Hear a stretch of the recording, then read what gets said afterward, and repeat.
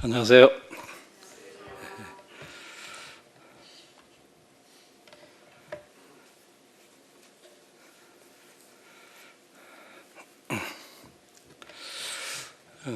성도님들은 혹시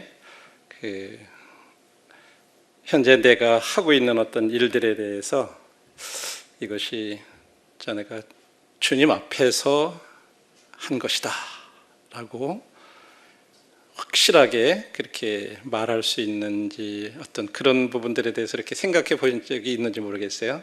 지금 하고 있는 어떤 일들이 있는데 그런 일들이 난 이건 진짜 주님 앞에서 한 일이다 라고 이렇게 이제 얘기할 수 있는지, 아니면 뭔가 마음 가운데 거리낌이 있거나 자신 있게 그렇게 얘기할 수 없는 어떤 그런 부분들이 있는지,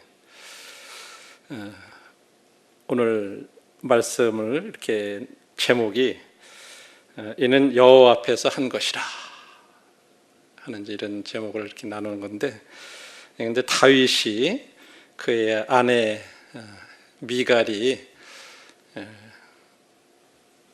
그 남편이 한 일을 보면서 업신여기는 그런 말을 했을 때 다윗 왕이 한 말이에요. 나 이거 하나님 앞에서 한 일이야 라고 조롱을 받고 업신여김을 당할 때 아내 앞에서 그렇게 했던 말인데, 오늘 이제 그 말씀을 한번 통해서 우리 함께 교훈들을 이렇게 좀 받기를 원합니다. 우리 함께 사무엘하 6장 20절 21절 말씀을 먼저 본문 말씀을 한번 읽도록 하겠습니다. 사무엘하 6장 20절 21절입니다.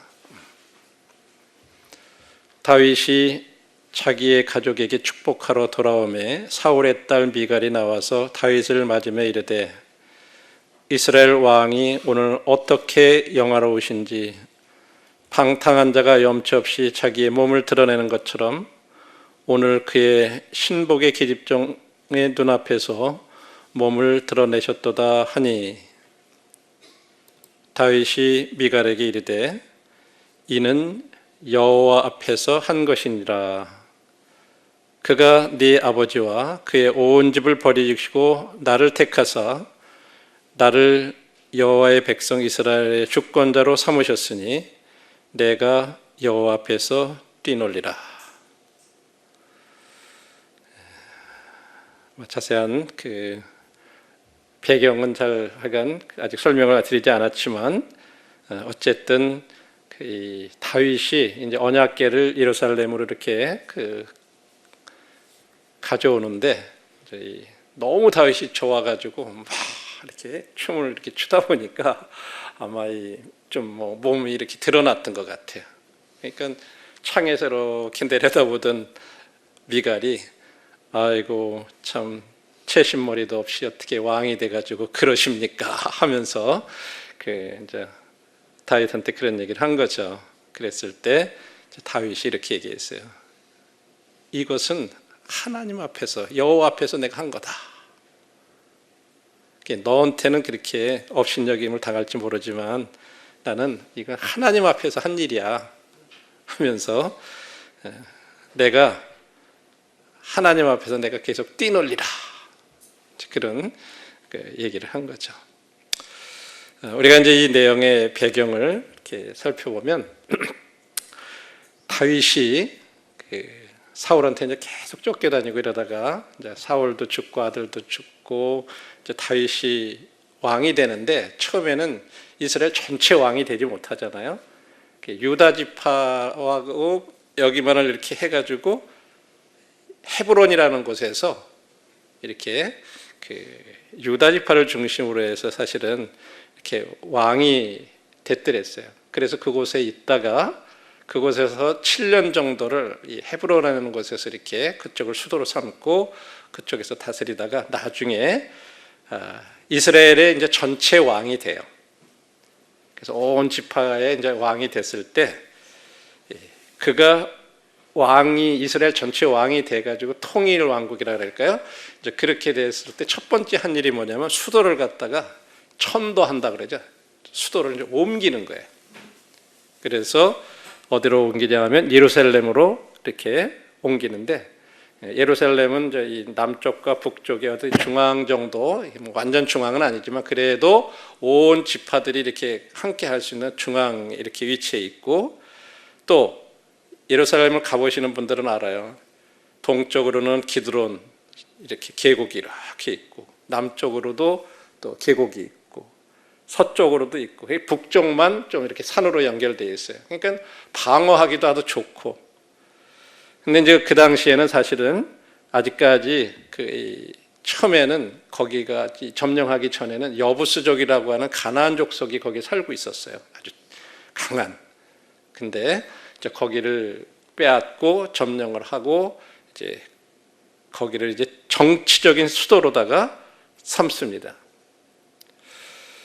그리고 거기를 이제 한쪽 편으로 이 다윗의 성이라고 해서 다윗의 성, 다윗의 도성이라고 하는 이 요새를 갖다가 이제 거기다 이렇게 건축을 해요.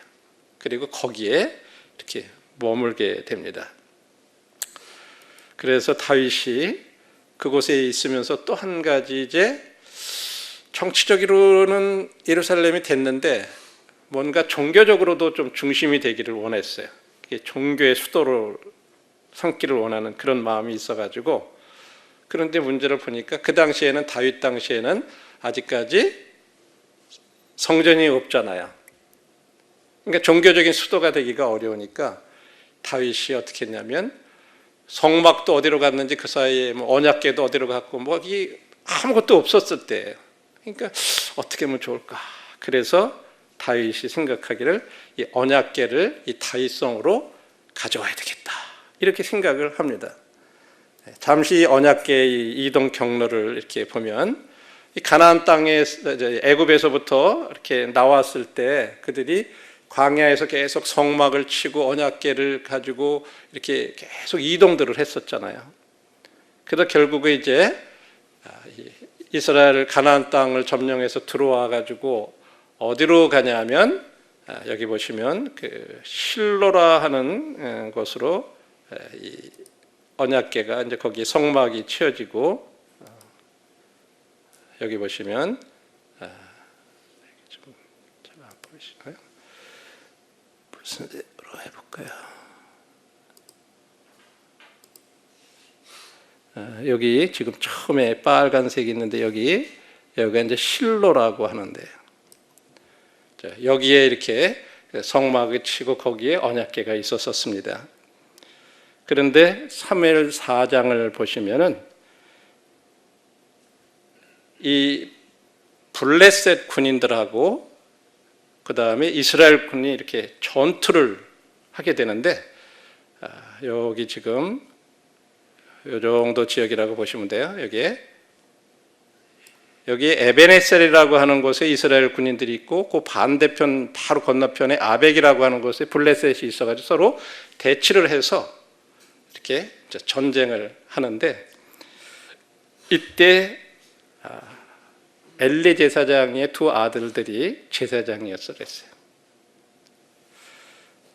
그래서 서로 싸우는데 거기서 약 4,000명가량이 죽게 돼요.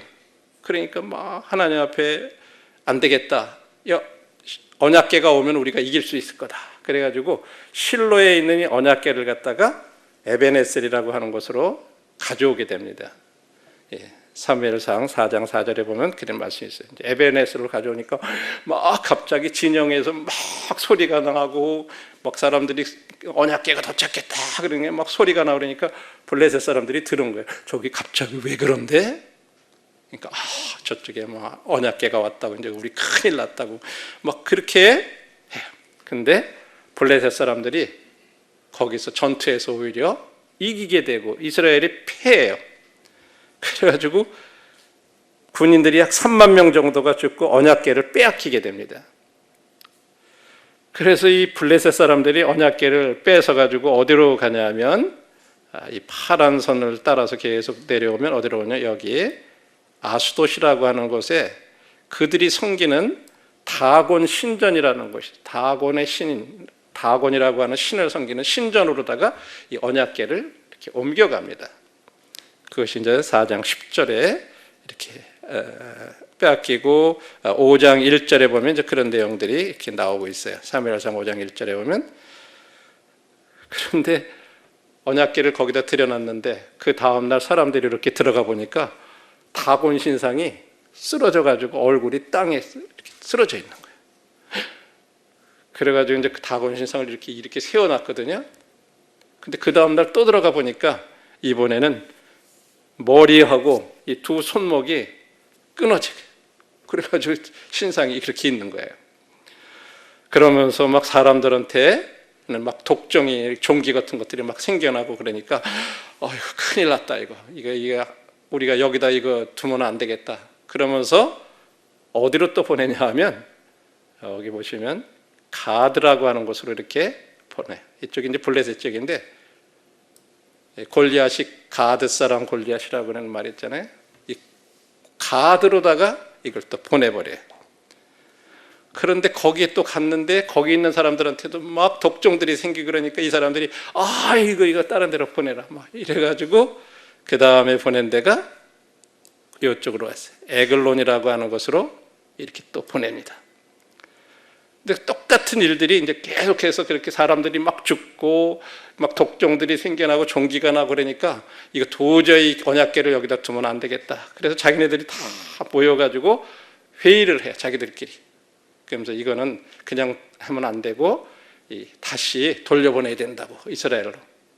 근데 그냥 돌려보내서는 안 된대. 그래가지고 자기네들이 섬기는 어떤 쥐의 어떤 그런 모양으로 된 금으로 된 어떤 그런 것들을 조그맣게 이렇게 만들고 막 이렇게 가지고 또 제사를 막 드리고 이래가지고 그걸 실어가지고 같이 보내야 된다. 뭐 이제 속건제 형식으로 막 이래가지고 이거를 이제 보내는데 어디로 보내냐 하면 이것이 어디로 가냐면 여기에 그 벳세메스라고 하는 이제 여기에서 이거를 이제 수레에다가 이렇게 실어가지고 이걸 보내는데 뭐 이제 이 새끼가 딸린 소를 이렇게 해서 보내면 이 새끼가 있으면 소가 안 갈 거 아니에요. 근데도 그냥 곧바로 벳세메스로 가는 거예요. 그래가지고 이제 우리는 살았다라고 이제 이 블레셋 사람들이 이렇게 생각을 한 거죠. 그래가지고 이 궤가 벳세메스에서 이렇게 도착했는데 6장을 이제 여러분들 사무엘상 6장을 보시면 벳세메스 사람들이 그 궤를 안을 들여다보게 돼요. 그래서 성경에 보면 5만 70명이 죽었다. 그런데 뭐 5만에는 가로치고는 이렇게 해서 뭐 70명이 죽었는지 5만 7천 명이 죽었는지는 모르지만 70명이 죽었는지 모르지만 하여간 많은 사람들이 그걸 보고 죽었다라고 이렇게 기록이 되어 있습니다. 그렇게 해서 사람들이 그거를 갖다가 벳세메스 사람들이 또 자기들 이거 들여다보고 죽고 그러니까 그거를 어디로 보내냐면 기랏 여아림이라는 곳으로 이렇게 옮겨가요. 사무엘상 7장 1절에 보면. 그리고 거기에 산에 사는 아비나답이라고 하는 사람의 집에 들여놓고 그 아들 엘라사를 구별해서 언약궤를 지키도록 했다. 그래가지고 거기에 언약궤가 머물러 있었더랬어요. 그리고 세월이 쭉 이게 이제 사무엘 시대에 돌아온 거예요. 그죠? 이때가 엘리 제사장의 두 아들이 여기에서 아까 에베네셀에서 싸우다가 언약궤 뺏기고 두 아들도 동시에 그날 죽고 엘리도 그 소식을 듣고 죽고 이런 시대였어요. 이제 사무엘 시대예요. 이 이야기가 뺏겼다가 다시 돌아온 게. 그리고서부터 지금 다윗이 이 언약궤를 다시 가져오는 데는요 약 100년간의 약 기간이 걸렸더랬어요. 100년 동안 언약궤가요 이 기랏 여아림이라는 곳에 아비나답의 집에 이렇게 있었던 거예요. 이제 다윗이 이제 왕이 되고 나서 그러니까 벌써 시간이 사무엘서부터 사울까지, 사울에서 다윗까지 이렇게 벌써 40년 사울 왕이 40년 다스렸잖아요. 또 다윗이 40년 다스렸는데 그 중에서 일단 7년 뭐 이렇게 해가지고 이 기간상으로는 돌아온 때로부터 해서 거의 100여 년이 됐던 거예요. 그래서 이제 다윗이 아까 말한 대로 야 이걸 내가 정치적인 수도로 삼았는데 예루살렘을 더 종교적인 수도로도 삼아야 되겠다 이렇게 생각을 해가지고 언약궤를 예루살렘으로 다윗성으로 가져오려고 그렇게 결심을 한 거죠.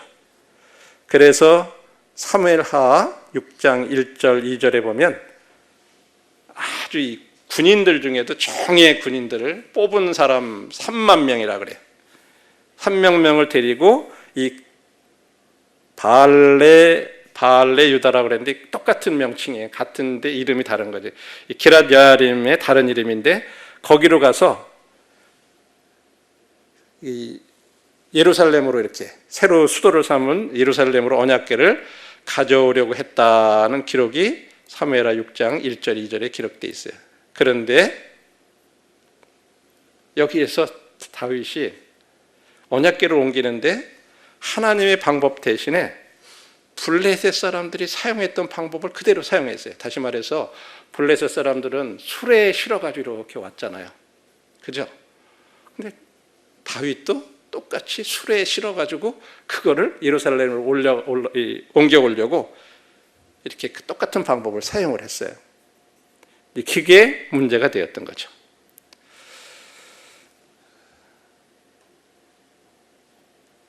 자, 이제 그렇게 했는데 이것을 이제 나중에 보면 수레를 싣고 나오는데 어떻게 돼요? 그 아들이 두 명이서 이제 하나는 소를 몰고 하나는 이제 수레를 새로 다 장만을 해가지고 그다 싣고 오는데 갑자기 소가 막 뛰는 거예요. 그러니까 이거 안 되겠다 옆으로 떨어질까 봐 손을 들어서 우사가 잡은 거죠. 그래서 우사가 죽게 돼요. 그러니까는 다윗이 갑자기 그 일을 멈추고 그 기뻐하지 않아 가지고 가져오는 걸 그냥 놔둬요. 그래가지고 이것이 중간에 올라오다가 다른 데로 가게 돼요. 그래서 오벳에돔이라고 하는 사람의 집에 이렇게 가가지고 머물게 됐습니다.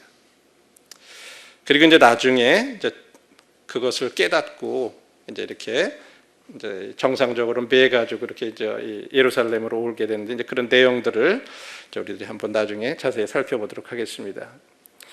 이제 이런 것을 통해서 우리들에게 주시는 교훈이 두 가지가 있는데 하나는 하나님이 정하신 경계 밖에서 하는 행동들 거기에는 반드시 심판이 있다고 하는 거예요.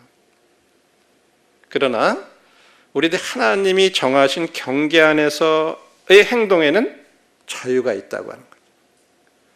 이 말씀 전체적인 내용 속에 하나님께서 우리들에게 그런 것들을 교훈을 해주시고 있어요. 자, 좀 전에 말씀드린 대로 우리가 이제 하나님이 정해주신 경계 밖에서 했을 때는 그런 심판이 있다라고 하는 것들을 우리는 조금 전에 말씀드린 대로 사무엘하 6장 7절에 보면 우사가 잘못함으로 말미암아 진노하사 그를 그곳에서 치시니 그가 거기 하나님의 궤 곁에서 죽으니라. 여러분들은 혹시 이 구약 성경의 이 내용을 읽다 보면 조금 참 우사는 안 됐다 그렇게 생각해 보신 얘기 없으세요?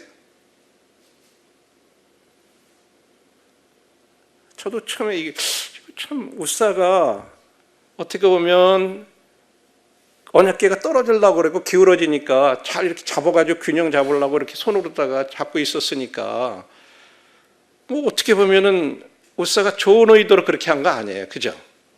궤가 떨어질 것 같으니까 나 같아도 잡을 것 같아요. 그렇지 않겠어요? 좀 우사 억울하지 않겠어요? 또 우리도 그런 것들에 대해서 그런 생각이 들어가잖아요. 어떻게 보면 굉장히 불공평한 일처럼 보이지 않습니까? 그죠? 근데 여러분들이 이 사무엘상 5장을 이렇게 읽어보면 이 궤가 블레셋 지역에 이렇게 갔을 때도요 똑같아요. 블레셋 사람들도 언약궤를 잘못 취급하고 그랬을 때 그런 독종의 형벌을 받았고 종기가 온몸에 막 났죠. 그다음에 또 죽임을 당했고 그런 것들이 나와요. 그래서 죽지 아니한 사람들은 심한 종기로 치심을 당해서 성읍의 부르짖음이 하늘에 사무쳤더라. 이런 말씀들이 사무엘상 5장에 보면 기록이 되어 있어요. 우리들은 이제 이런 걸 통해서 볼 때 하나님이 정해놓으신 어떤 경계 그런 것들에 대해서 벗어났을 때는 반드시 심판이 있다고 하는 것을 얘기해 주고 있어요. 그러니까 오늘날 우리 그리스도인들에게는 이것이 어떻게 적용될 수 있나? 우리 함께 베드로전서 4장 17절 말씀을 한번 보시죠. 베드로전서 4장 17절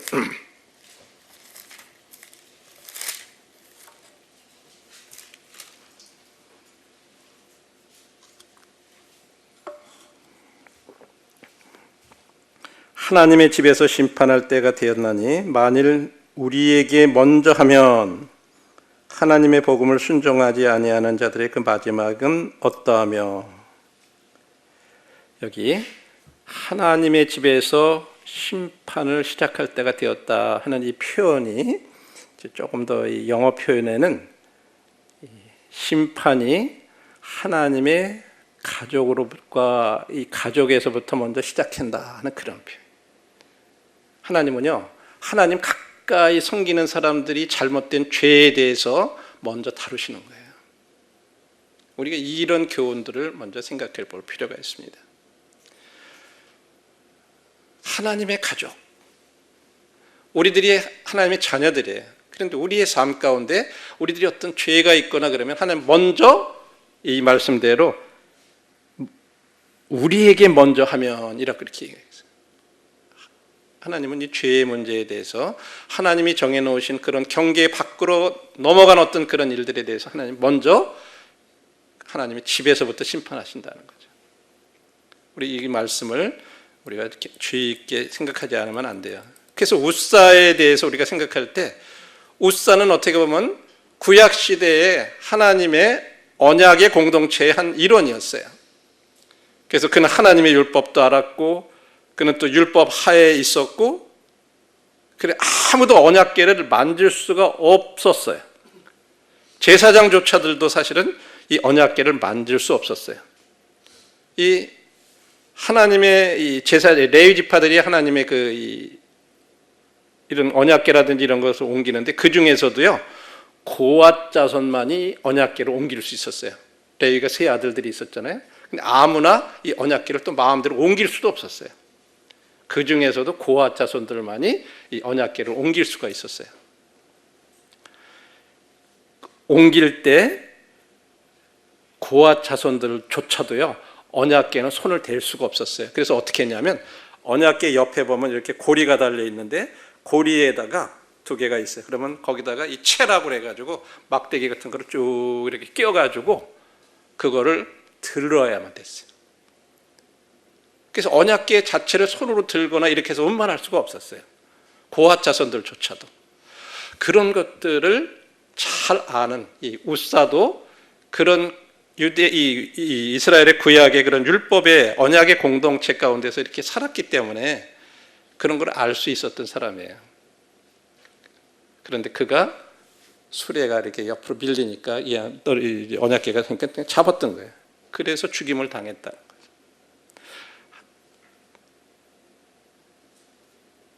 그래서 죽게 됐고 그 다음에 또 한 가지는 다윗이 그럼 다윗 같은 경우에는 왜 하나님의 율법을 따랐지 않았을까? 이런 거 다 다윗도 알았을 텐데 그렇죠? 아마도 아까도 말씀드렸지만 이 언약궤가 100년이라고 하는 기간 동안 거의 한쪽에 어떻게 보면 그냥 묻혀 있었잖아요. 사람들의 생각 속에 이런 부분들이 굉장히 희미해진 것 같아요. 그러면서 언약궤가 이제 이스라엘로 이렇게 돌아올 때 보면 블레셋 사람들이 사용했던 게 뭐예요? 수레에다 실어서 왔잖아요. 그러니까 아마 다윗 마음 가운데 그 사람들처럼 저렇게 하면 쉽게 그렇게 예루살렘으로 올 수 있겠구나 하고 아마 다윗도 그렇게 생각했을지도 모를 것 같아요. 그렇죠?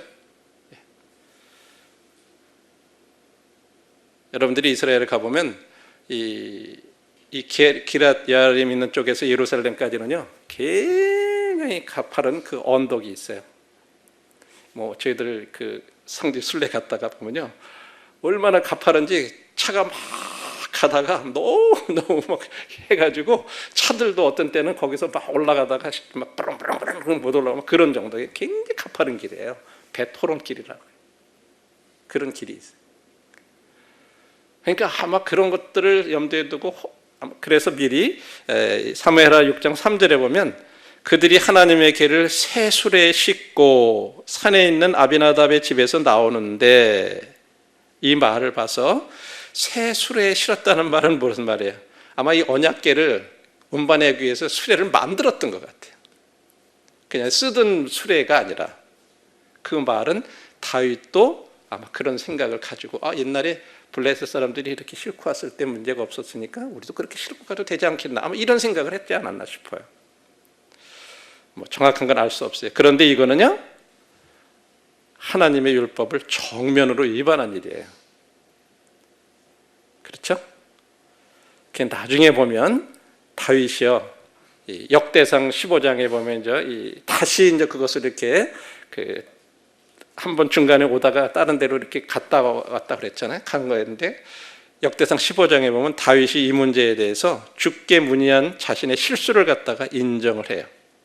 역대상 15장 12절 13절에 여기 2절 3절이 아니라 12절 13절에 보면 레위인들에게 이렇게 얘기를 해요. 그들에게 이르되 너희는 내 윗사람이 지도자니 너희와 너희 형제는 몸을 성결하게 하고 내가 마련한 곳으로 이스라엘 하나님의 궤를 메어 올리라.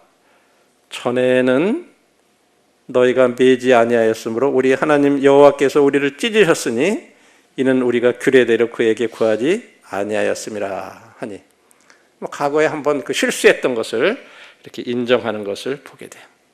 내가 이렇게 묻지 않고 그냥 새술에 준비해가지고 그렇게 했었었다.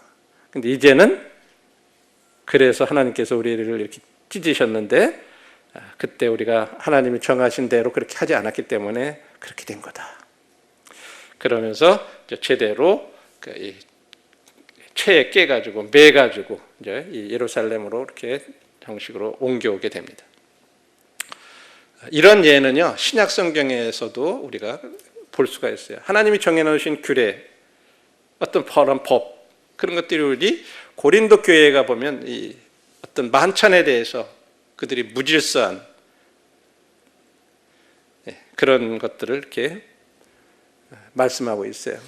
그래서 그때나 지금이나 하나님이 정하신 경계 밖에서 행동에는 그 심판이 있다고 하는 것이 고린도 성도들이 그런 교훈을 이렇게 만찬을 통해서 이렇게 배우게 되는데 그들이 만찬을 기념하면서 하나님이 정해놓으신 경계 밖으로 나간 거예요. 그래서 막 거기서 술 취하기도 하고 이렇게 막 먼저 취하기도 하고 먼저 먹는 사람들이 있고 막 고린도 교회가 무질서해졌어요. 그랬을 때 하나님께서 그 만찬 예식을 잘못 그렇게 참여한 사람들이 몇 사람들을 데려가셨죠.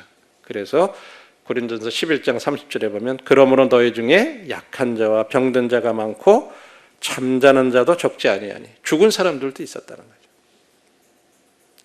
반드시 이렇게 경계, 하나님이 정해놓으신 경계 밖에 이렇게 우리들이 행동하게 되면 심판이 있다는 거죠. 이런 것은 또한 우리들의 이 부부관계에 있어서 어떤 성적인 행동에 대해서도 하나님께서 그런 경계선을 정해 놓으셨어요. 우리 로마서 1장 27절의 말씀에 보면 그 당시에 얼마나 사람들이 성적으로 문란했는가 하는 그런 부분들에 대해서 하나님이 정해놓으신 그 경계선을 넘어가서 이런 성적인 것들 잘못된 그런 불의한 그런 일들을 한 거에 대해서 로마서 1장 27절에서도 말씀하고 있어요. 그와 같이 남자들도 순리대로 여자 쓰기를 버리고 서로 향하여 음욕이 불릴 듯하며 남자가 남자로 더불어 부끄러운 일을 행하여 그들의 그릇 때문에 상당한 보응을 그들 자신이 받았느니라. 이건 하나님이 정해놓으신 거예요. 오늘날 지금 우리 이 차별금지법이라든지 이런 것을 지금 계속 만들려고 그러고 이런 일들을 계속 시도를 하고 있는데 진짜 잘못된 일들이거든요. 하나님이 정해놓으신 그 법대로 우리들이 성이 사용되지 않는 거예요. 그런데 그런 거 사람들을 소수자들의 인권이라서 보호해야 된다. 그래가지고 그것을 만일에 허락을 안 하거나 그런 것이 잘못됐다고 강단에서 설교를 하거나 그러면 그런 것들이 이제 앞으로 벌금을 물거나 징역을 살거나 그런 법이에요. 그런 것들을 지금 만드는 거예요. 하나님은 반드시 그 경계 밖을 넘어가면은 거기에 더 심판하세요. 그래서 많은 그런 성병이라든지 이런 것들로 사람들이 고통을 당하게 하시는데도 그걸 통해서 깨닫게 하시는데도 계속 그렇게 나가는 거죠. 이런 교훈들을 우리가 볼 수가 있습니다. 자, 그러나 우리들이 하나님께서 정해놓으신 경계 안에서 우리도 행동하게 되면 우리는 자유할 수 있다는 거죠. 그래서 다윗이 이제 이 사무엘하 6장 12절에 보면 그래요. 어떤 사람이 다윗한테 와서 예래 이제 한 3개월 정도 지났는데 얘기해요. 하나님께서 하나님의 계로 말미암아 오베데돔의 집과 그 모든 소유에 복을 주셨다 하고 그렇게 보고를 해요. 그러니까 다윗이 가서 이제는 다시 하나님의 기회를 기쁨으로 오베데돔의 집에서 다윗성으로 올라갈세. 그래서 이제 다시 다윗이 아까 역대상에서 본 것처럼 자기가 과거에 그렇게 잘못된 거 실수를 인정하고 다시 그걸 메워오는 거죠. 그러면서 언약궤를 예루살렘으로 가져와서 이제 크게 즐거워하면서 예배를 드리고 그러면서 이제 그거 옮겨올 때 보면 제사장들이 그거 언약궤 가지고 하나, 둘, 셋, 넷, 다섯, 6발자국 딱 뛰면 제사 한 번 또 드리고 또 6발자국 뛰면 제사 한 번 드리고 이렇게 하면서 하나님 앞에 그 예배를 드렸을 때 그 예배가 연락됐다라고 그렇게 얘기해요. 이런 일들을 이렇게 하면서 올라왔을 때 다윗이 지금 예루살렘으로서 이렇게 이제 언약궤가 올라오니까 너무 즐거워서 그 축하하기 위해서 그냥 힘을 다해서 하나님 앞에서 춤을 추었다라고 이렇게 얘기해요. 여호와 앞에서 뛰놀며 춤을 추었다. 그때 이제 아까 우리가 본 대로 미갈이 창으로 내려다보다가 그걸 보면서 심중에 그를 다윗으로 갖다 업신여겼다라고 말씀하고 있죠. 그때 이제 다윗이 당신이 그렇게 채신말이 없이 어떻게 왕이 돼서 그렇게 하냐 그렇게 했을 때 바로 이 다윗이 한 말이에요. 내가 여호와 앞에서 한 거다. 이게 이제 오늘 첫 서두에 드렸던 말씀, 이런 모든 배경 가운데서 이렇게 나왔던 말씀이죠. 그래서 결국은 미갈이 죽는 날까지 그에게 자식이 없었다라고 말하고 있어요. 성경에는요. 아마도 이 다윗을 업신여긴 일에 대해서 하나님께 징계를 받은 것인지도 모르겠어요. 다윗이 하는 행동은 하나님이 정해놓으신 어떤 그런 경계 안에서 한 행동들이죠. 그때나 지금이나요, 우리들의 이 믿음을 감정적으로 이렇게 표현하는 것은 괜찮은 거예요. 그래서 제가 이제 호주나 이런 데 가보면 처음에 제가 좀 낯설었어요. 막 성도들이 예배 때 이렇게 하는데 어떤 젊은이는 그냥 그 순간에 서가지고 찬양을 하면서 이러면서 그냥 예배당인데 그냥 막 찬양을 하면서 이래요. 조금 난 그건 좀 우리한테 낯설어가지고 좀 받아들이기가 처음에 어려웠어요. 근데 손을 들고 주님을 찬양하든 손을 내리고 찬양하든 큰 소리로 하든 또 아주 부드럽게 조용하게 하든 그런 거는 상관없어요. 우리가 주님 안에 정해진 경계 안에서 우리가 주님 찬양하는 것들 크게 문제되는 것들이 아니죠. 우리 그런 걸 가지고 판단하거나 그렇게 해서는 안 돼요. 우리들이 성경 공부할 때 또 어느 것만 가지고 어느 책만 가지고 어느 번역본만 가지고 공부해야 되고 그렇지 않고 다른 거 보면 안 된다 이런 것도 아니에요. 다양하게 여러 성경 번역본들을 사용하고 그래서 성경 연구하고 이런 것들은 우리가 경계 안에서 거하는 것들이고 우리가 누릴 수 있는 자유들이에요. 그런 것을 주장하거나 다른 사람들을 정죄하거나 이렇게 하면 안 돼요. 이제 우리들이 이런 부분들은 이제 실제적으로 우리 삶 가운데 적용할 때 세상적인 방법으로 우리가 주님의 일을 하지 말라고 하는 거죠. 다윗이 언약궤를 옮기기 위해서 블레셋 사람들이 사용했던 방법을 사용함으로써 이 세상적인 방법으로 어떻게 보면 주님의 일을 하려고 시도를 한 거예요. 다윗이 언약궤를 예루살렘으로 옮기려는 그 동기는 옳았지만 방법이 잘못된 거죠. 하나님 말씀에서는 분명히 언약궤로 옮기는 것은 들어서 매고서 이렇게 옮기라고 분명히 말씀하고 있잖아요. 우리들도 어떤 좋은 동기를 가지고 할 수 있지만 잘못된 방법을 사용할 수 있어요. 또 옳은 일을 우리들이 잘못된 방법으로 우리들도 해보려고 할 수도 있어요. 예를 들면 우리들이 주님의 일을 하다 보니까 돈이 좀 필요해요. 그럼 우리가 어떤 세속적인 방법이나 수단을 이렇게 사용할 수가 있어요. 그래가지고 사람들한테 교묘하고 부정직하게 사람들한테 이렇게 어떻게 해가지고 하는 식으로 하는 이런 행동에 대해서 그건 하나님이 정하신 경계를 벗어나는 거예요. 그렇게 하기를 원치 않으시는 거예요. 또 뭔가 사람들한테 좀 호소하는 것처럼 뭔가 어려운 그런 부분들을 막 강조해가지고 사람들을 감정을 이렇게 자극해가지고 이렇게 하게 한다든지 어떤 이런 것들은 옳은 방법들이 아니라고 하는 거죠. 그냥 있는 대로 사실대로 그냥 정직하게 이렇게 하는 것들이 필요한 거죠. 그래서 우리들이 주님의 일을 우리들이 세상적인 그런 방법으로 해서는 안 될 것입니다. 결론의 말씀 드리고 마치겠습니다. 이 고린도서 4장 6절에 보면 우리가 기록한 말씀 밖으로 넘어가지 말라 하는 그런 말씀이 있어요. 우리들이 하나님이 정해놓으신 어떤 그런 경계 안에서 우리들이 행동하고 살라고 하는 거죠. 그래서 하나님이 정하신 경계 밖에서의 행동을 할 때는 반드시 심판이 있다고 하는 거예요. 하나님의 집에서 먼저 시작한다고 하는 이 말씀이 우리들한테 참 경계가 되고요. 또 하나님이 정하신 경계 안에서 행동에는 자유가 있어요. 그래서 우리들이 쉽게 판단해서는 안 돼요. 미갈과 같이 섣부른 판단이라든지 이렇게 상대방을 업신여기게 되는 그렇게 되면요. 그 결과를 반드시 자기가 따른다고 하는 결과가 있어요. 우리들이 성도들 간에 어떤 부분들에 대해서 주님 안에서 한 어떤 일을 우리들이 섣불리 판단하고 그렇게 해서는 안 되죠. 그래서 다윗이 참 그 고백한 그 고백, 이는 여호와 앞에서 한 거다.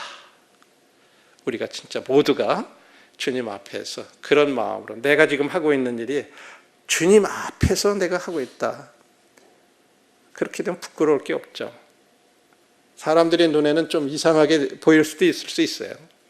그러나 우리에게 중요한 것은 내가 주님 안에서, 주님 앞에서 행하는 거, 이게 참 중요하고 우리들의 그러한 일들이 기록한 말씀 밖에, 경계 밖에서 하는 일들이 되지 않도록 우리들이 조심을 해야 될 것입니다. 그래서 형제자매들 함께 이런 것들이 저에게는 참 이것이 주님 앞에서 한 일인가 아닌가, 이거를 주님 앞에서 내 자신이 하는 일들에 대해서 점검해 보는 그런 말씀이 이렇게 되었었습니다. 감사합니다.